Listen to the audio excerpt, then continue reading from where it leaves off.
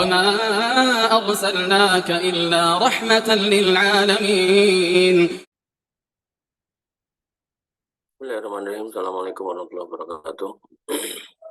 Alhamdulillah, wassalulillah, wa la hawla wa la quwwata illa billah, salatu wassalamu ala rasulillah, wa ala alihi wa sahbihi wa mawalah, wa nifiddina ansani wa iyakum. Alhamdulillah, puji syukur kepada Allah Subhanahu wa ta'ala, sehingga kita bisa berkumpul lagi di tempat ini untuk melanjutkan materi kita, yaitu kitab Arba'in juga, yaitu 40 hadis tentang wanita. Arba'in An-Nisa. Kita sampai di hadis yang keempat, yaitu dengan judul sabar mengurusi anak perempuan. Jadi kalau melihat judulnya, berarti ini hadisnya untuk wanita yang sabar memperlakukan anak perempuan atau wanita juga. Anak Aisyah, dari Aisyah, zauji Nabi SAW, istri Nabi SAW. Jadi di sini digunakan istilah kata zauj. Zauj, bukan zaujah. Zauj itu bisa bermakna dua. Kalau konteksnya depannya adalah wanita, maka belakangnya zauj ini berarti suaminya. Kalau di sini adalah laki-laki, maka zauj ini istri. Ini yang sebagian orang mungkin nggak paham. Kiranya kalau perempuan ya harus zaujah, enggak. Jadi zauj juga. Jamaknya azwaj. Hanya di dalam Al-Quran, salam Quran surat Ar-Rum ayat 31, wa min ayati, suruh duduk sini.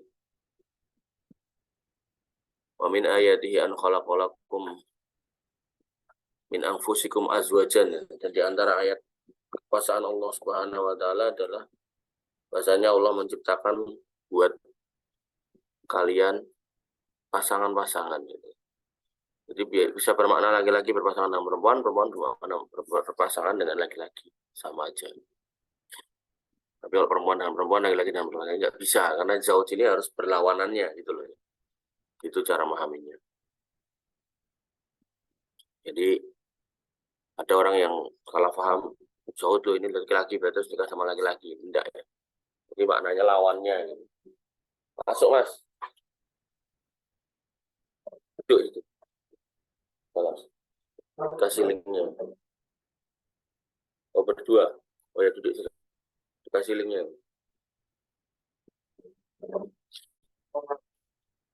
Ya. Sehingga yang harus kita pahami ya, dalam Islam itu nggak ada ya laki-laki berpasangan dengan laki-laki, perempuan dengan perempuan ya. Yang ada ya laki-laki perempuan, perempuan sama laki-laki. Nggak ada satu jenis kelamin kemudian menikah, itu nggak ada. Jadi dari baru pembukaan aja kita sudah tahu bahwasanya kadang itu ketidakpahaman tentang bahasa itu melahirkan pemahaman yang salah. Ya. Oleh karena itu maka ya harus hati-hati.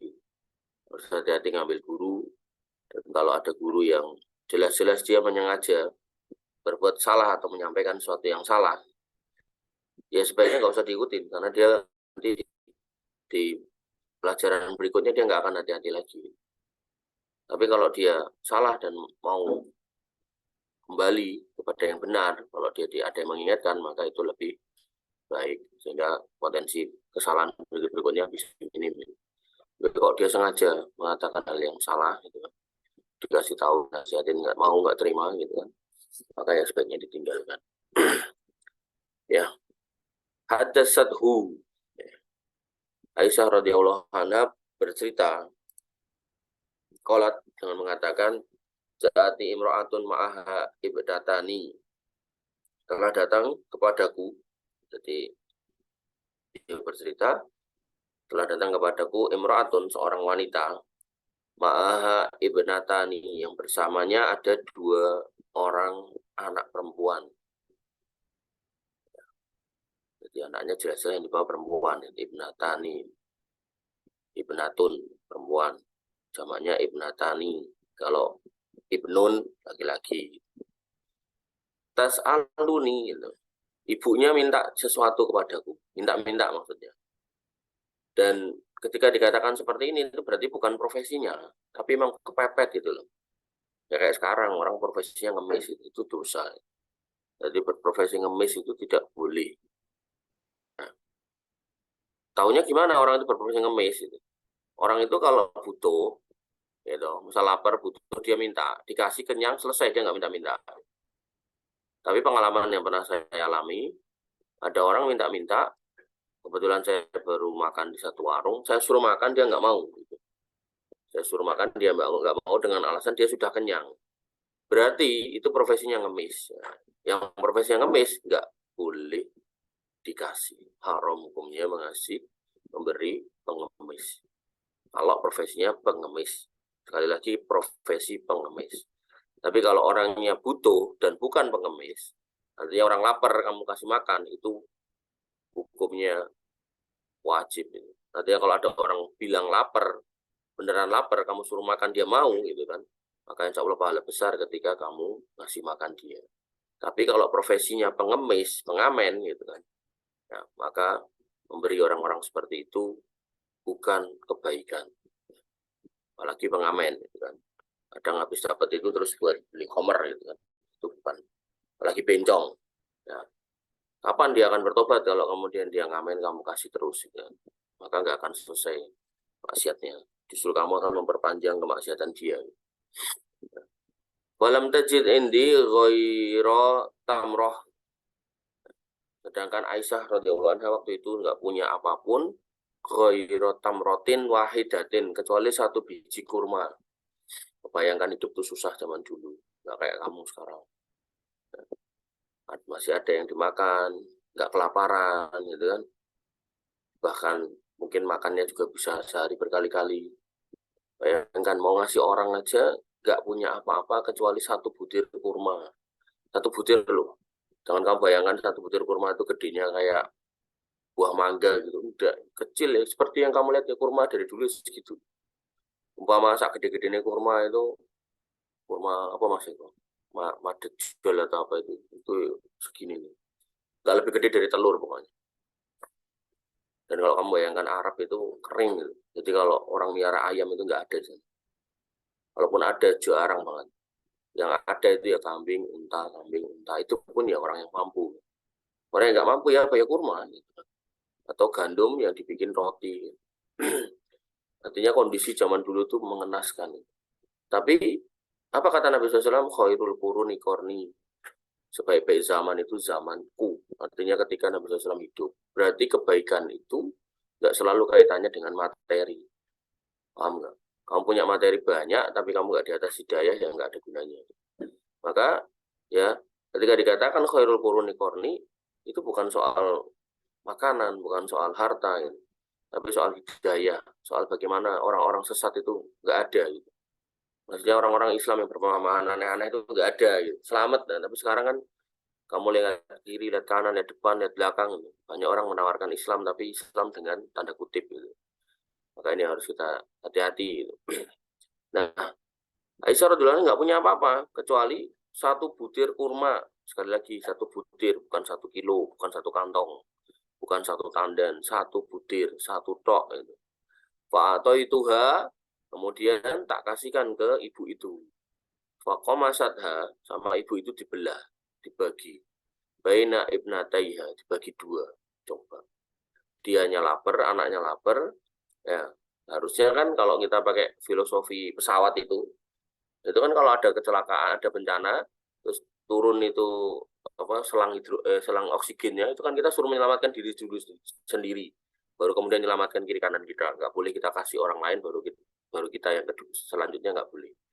Nah, di ayat juga gitu, ku anfusakum wa ahlikum naro, selamatkan dirimu dan keluargamu. Jadi kita selamatkan diri sendiri. Tapi namanya seorang ibu dengan penuh rasa sayangnya yang dia selamatkan duluan anaknya, bukan dirinya. Dia nggak peduli dengan dirinya, dikasihnya kurma satu itu dibagi dua kasih ke anaknya setengah-setengah.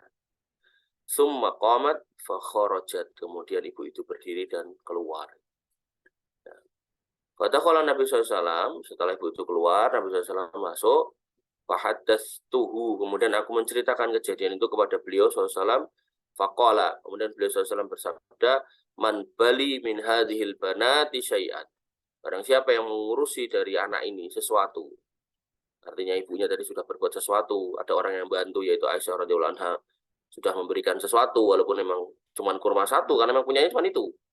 Sekali lagi punyanya cuma itu ya, bukan berarti kemudian sunnahnya berarti ngasihnya cuma satu kurma, enggak. Kalau memang ada orang butuh ke kamu gitu kan, terus kamu mampu memberi lebih, beri lebih. Jangan cuma pakai ada sini terus habis itu ngasihnya cuma satu butir kurma, enggak ya.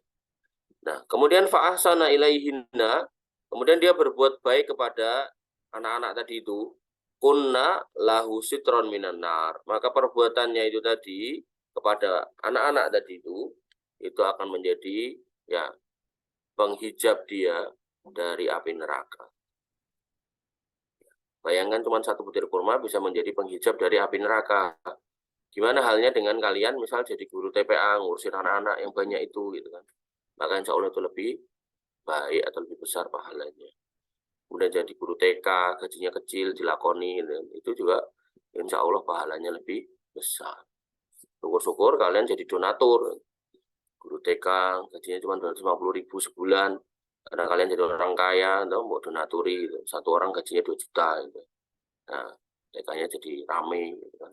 Banyak yang sekolah di situ, itu akan lebih baik. Sekali lagi, satu kurma ini bukan berarti batasannya. Ini karena emang nggak ada. Bahasanya di sini falam tajid inti. Aku nggak punya. Gitu. Ghairu tamrotin wahidah. Selain kurma satu. Bayangkan. Seorang istri Nabi, kok sekarang itu ya ibu negara, nggak punya makanan. Punyanya cuma kurma satu. Demikian yang bisa kita sampaikan dan kita diskusikan. Kurang lebih mohon maaf. Alhamdulillah. Subhanallah wa bihamdika. Asyhadu an la ilaha illa anta astaghfiruka wa atubu ilaik. Assalamualaikum warahmatullahi wabarakatuh.